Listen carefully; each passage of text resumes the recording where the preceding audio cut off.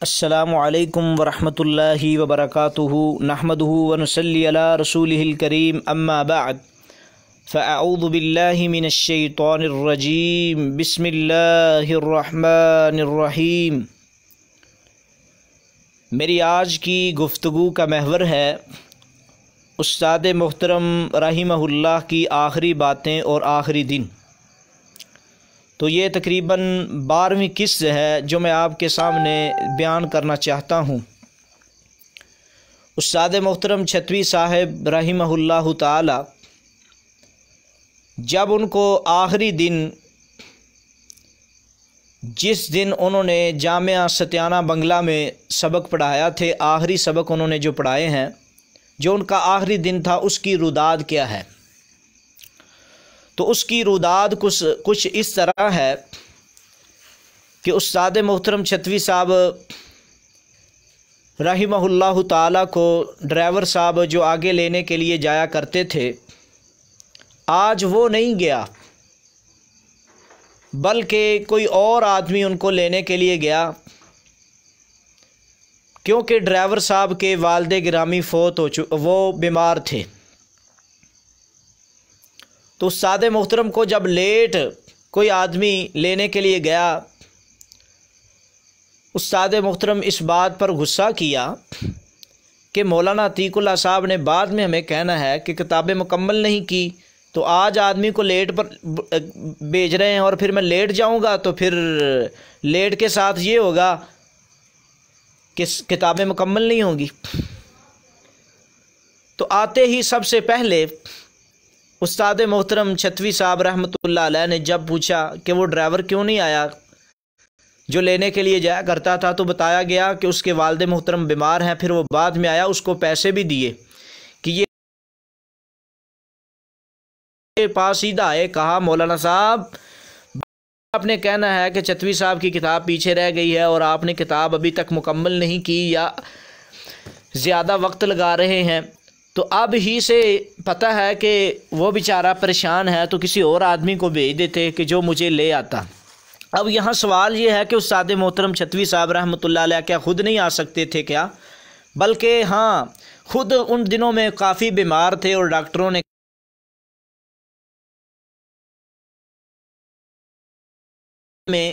کیونکہ مسئلہ بن چکا تھا، انہوں نے کہا موٹر سائیکل کا سفر ان کے لیے بالکل مضر ہے، ان کو گاڑی پر لے کر آیا جائے۔ تو جب موٹر سائیکل پہ تو آدمی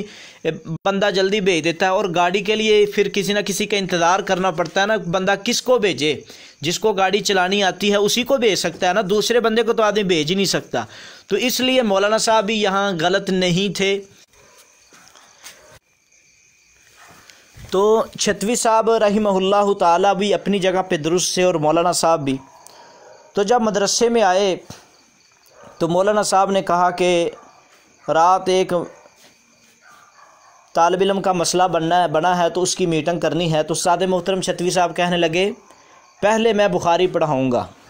سبق پڑھا۔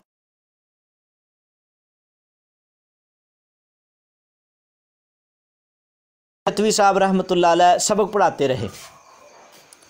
تو اساتذہ نے کہا کہ ہمارے لیے بڑی سعادت کا دن تھا، کئی اساتذہ اکرام میں سے کئی 10 سال پہلے، کئی 12 سال، کئی 15 سال، کئی 20 سال پہلے فارغ ہوئے تھے۔ انہوں نے کہا، استاد محترم نے کہا زندگی کا پتہ نہیں ہے تو میں ان کو سبق پڑھا لوں اور آپ بھی بیٹھ جائیں۔ تو مولانا عتیق اللہ سمیت آخری دن سبق سنا۔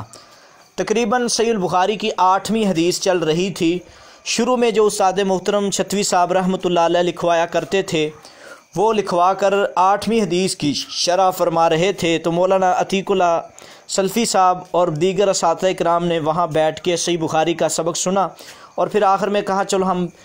دوسرے کمرے میں جا کر میٹنگ شروع کرتے ہیں، اور چھتوی صاحب رحمہ اللہ تعالیٰ وہ پھر آتے ہیں۔ تو پھر اتنے میں استاد محترم نے سبق پڑھایا، تو پھر اساتذہ کرام کے میٹنگ ہوئی۔ میٹنگ اس طرح تھی کہ رات کسی طالب علم کا موبائل پکڑا گیا تھا، اور اس موبائل، کیونکہ ستیانہ بنگلہ میں موبائل کی اجازت نہ تھی، تو مولانا صاحب نے کہا کہ اس بچے کے پاس سے موبائل پکڑا گیا ہے۔ تو قصہ مختصر کرتا ہوں۔ استاد محترم نے طالب علم کی حمایت میں ہی کہا کہ یہ ہمارے پاس آئے ہیں تو ہم نے ان کے بارے میں کچھ سخت فیصلہ نہیں کرنا۔ یہ میٹنگ ہوئی اور میٹنگ کے بعد پھر استاد محترم، کیونکہ ہماری کلاس کا سبق تھا، ہمارا وقت شروع ہو چکا تھا ہدایہ والوں کا، یعنی کہ ہدایہ کا پیریڈ شروع ہونے والا تھا، تو استاد محترم نے کہا کہ اس طرح کہ مجھے ہم پڑھائیں گے آپ کو۔ تو استاد محترم چھتوی صاحب رحمۃ اللہ علیہ نے صحیح البخاری کی آخری حدیث جو ہے وہ آخری سبق 8ویں حدیث کا درس دیا۔ اس کے بعد پھر ہم بیٹھ گئے اور ہم نے ہدایہ بھی استاد محترم چھتوی صاحب رحمۃ اللہ علیہ سے پڑھی، اور وقت اوپر ہو چکا تھا، اگلے استاد محترم کا ٹائم شروع ہو گیا تھا، تو ہم نے کہا استاد محترم اگلا وقت شروع ہو گیا،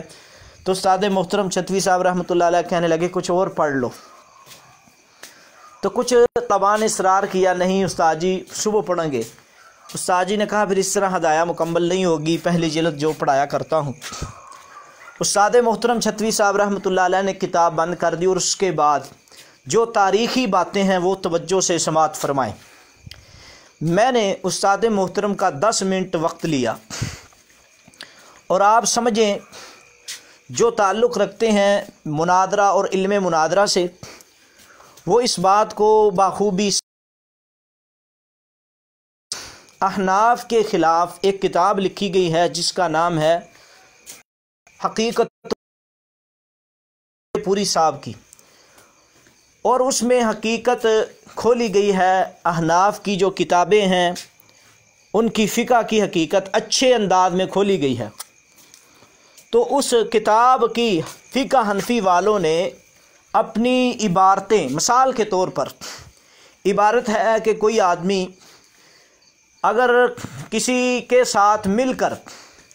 مسلمان آدمی کسی ذمی کے ساتھ مل کر شراب کا کاروبار کرے تو یہ جائز ہے، کسی ذمی کے ساتھ مل کر کاروبار کرے تو یہ جائز ہے۔ تو اس طرح کی جو تھیں عبارتیں ان کی تعویل پیش کی، اور پوری کتاب حقیقت الفقہ کا جواب حقائق الفقہ میں دیا گیا، اور مختلف تعویلیں کر کے ان عبارات کو سیدھا کیا گیا۔ تو پھر ہوا یہ، میں نے وہ آدھی کتاب پڑھی تھی جو کہ حقائق الفقہ کے نام سے حقیقت الفقہ کا جواب دیا گیا تھا، اور فقہ حنفی کی جو گندی عبارتیں تھیں اس کی بھی اس انداز میں تعویل کی گئی کہ ان کا بھی جواب دیا گیا۔ استاد محترم چھتوی صاحب رحمۃ اللہ علیہ سے میں نے 10 منٹ میں تقریباً وہ آدھی کتاب حقائق الفقہ، اس کا تقریباً خلاصہ میں بیان کرتا جا رہا تھا، استاد محترم اس کا جواب دیتے جا رہے تھے، چٹکی میں جواب دیتے جا رہے تھے۔ چلتے چلتے وقت اگرچہ اوپر تھا لیکن 12-13 منٹ لگاتار استاد محترم سے میں نے سوال و جواب کیے، اور اس کے بعد جو قابل غور بات وہ یہ تھی، ایک میں نے یہ بھی سوال کیا تھا، میں نے کہا استاد محترم حنفیوں کی جو عبارت ہے کہ کوئی آدمی اپنی ماں بہن محرمات میں سے کسی کے ساتھ نکاح کر کے جمع کرے تو ابو حنیفہ کے نزدیک فلا حد علیہ عند ابی حنیفہ، جس طرح کے قدوری میں کی عبارت ہے اور ہدایہ کی عبارت ہے، تو اس کا جواب انہوں نے حقائق الفقہ میں حنفی صاحب نے یہ دیا ہے کہ کوئی آدمی حادث ثابت کرے تو استاد محترم فوراً کہنے لگے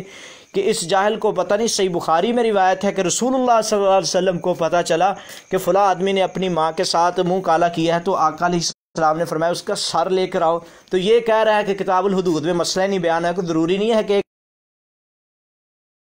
تو اس کو بیان ہی نہیں کرنا چاہیے۔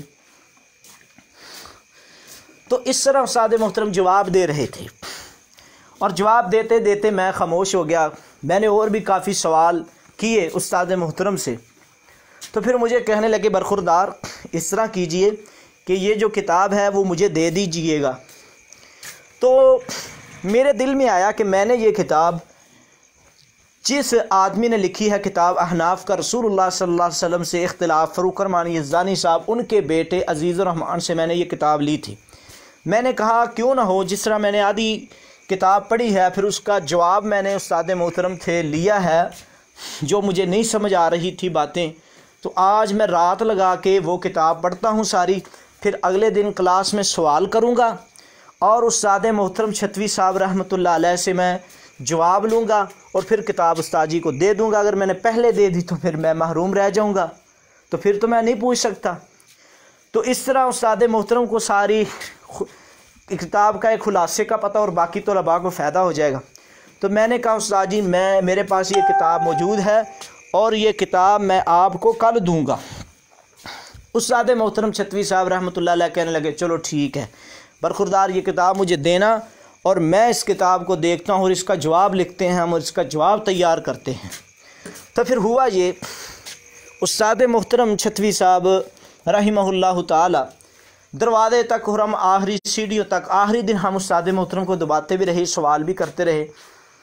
تو انہی باتوں میں ہی استاد محترم کلاس سے چلے گئے۔ یہ استاد محترم کا آخری سبق تھا جامعہ مرکز دعوت السلفیہ ستیانہ بنگلہ میں۔ تو بڑی سعادت کی بات ہے کہ جو استاد جی کا آخری سبق ہے ادارے میں وہ ہمیں نصیب ہوا ہے۔ ایک طرف تو افسوس بھی ہے کہ اور ایک طرف اس بات کی خوشی بھی ہے کہ آخری سبق جو ہے استاد محترم کے آخری کلمات جو کہ ستیانہ بنگلہ کی سرزمین میں انہوں نے بھی ہم نے پڑھے۔ دوسری طرف یہ بات بھی کہ میں پھر ساری رات تقریباً کوشش کی، 2 بجے کے قریب ساری کتاب کا مطالعہ کیا اور جو چیزیں مشکل تھیں کہ ان کی تعویلیں کی گئی ہیں اس کو لکھا، اور میں نے کہا کہ صبح استاد محترم آئیں گے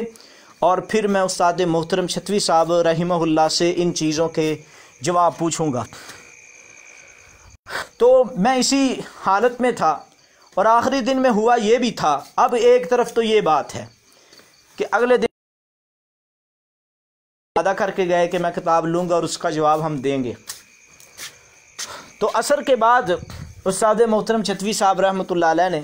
ظہر کی نماز با جماعت ادا کی، عصر کی با جماعت ادا کی، اور عصر کے بعد وہاں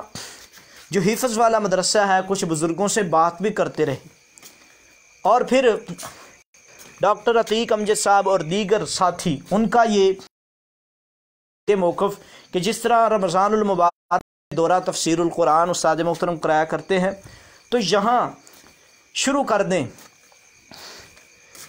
حفظ والے ادارے میں، تو مغرب کے بعد اس کا وقت رکھتے ہیں اور پھر کچھ نہ کچھ طلباء آئیں گے اور پھر اس کا فائدہ یہ ہوگا کہ لکھوایا کریں گے، سارا سال دورہ چلے گا، سال میں قرآن مجید مکمل بعد میں وہ استاد محترم کی تفسیر تیار ہو جائے گی۔ اس کے باوجود ہوتا یہ ہے کہ استاد محترم چھتوی صاحب رحمۃ اللہ علیہ عصر کے بعد کافی ساتھیوں سے باتیں کی اور پھر مغرب کی نماز ادا کرنے کے بعد اس دورے کا آغاز بھی کیا، اور مغرب سے عشاء تک مسلسل تقریباً 2 گھنٹے کے قریب مجھے جو علم ہے استاد محترم چھتوی صاحب نے سورۃ الفاتحہ پر درس دیا اور دورہ تفسیر شروع کر دیا، اور اس کے بعد عشاء کی نماز بھی استاد محترم پہلے بیٹھ کے پڑھا کرتے تھے، آج کھڑے ہو کے باجماعت ادا کی ہے، اور اس کے فوراً بعد ہی استاد محترم گھر میں جاتے ہیں، تکلیف شروع ہو جاتی ہے۔ اور پھر ہوا یہ کہ استاد محترم چھتوی صاحب رحمۃ اللہ علیہ وہ رات کے یعنی کہ وقت میں اٹھ کے بیٹھ گئے اور آواز دی اور بیٹھ گئے، تو ڈاکٹر صاحب یا گھر میں جو تھے انہوں نے کہا ابا جی کیا بات ہے، کہا مجھے تکلیف ہو رہی ہے۔ تو اتنے میں استاد محترم کے نواسے محمد اور نواسے ہیں کہ جن کے ساتھ استاد محترم کو بڑی ہی محبت تھی، بڑی الفت تھی، وہ بھی میرے بہت اچھے دوست بھی ہیں اور بہت اچھے ساتھی بھی ہیں۔ انہوں نے بھی، ایک کا نام محمد ہے اور دوسرے نواسے کا نام جو کہ میرا ساتھی دوست ہے وہ بھی بہت زیادہ قریبی ہے استاد محترم چھتوی صاحب رحمۃ اللہ علیہ کا۔ تو اس نواسے دونوں نے گاڑی میں بٹھایا اور پھر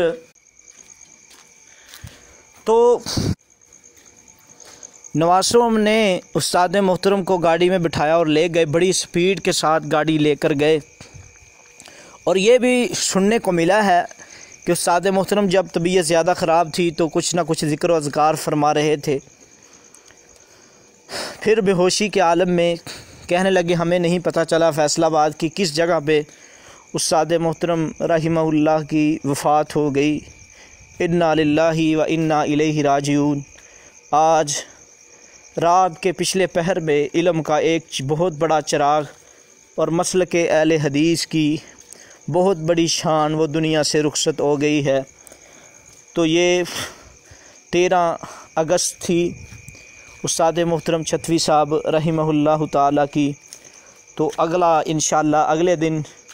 ہمیں کس طرح اطلاع ملی اور پھر جنازے کے متعلقہ چیزیں وہ اگلے لیکچر میں بیان کریں گے۔ وآخر دعوانا الحمدللہ رب العالمین۔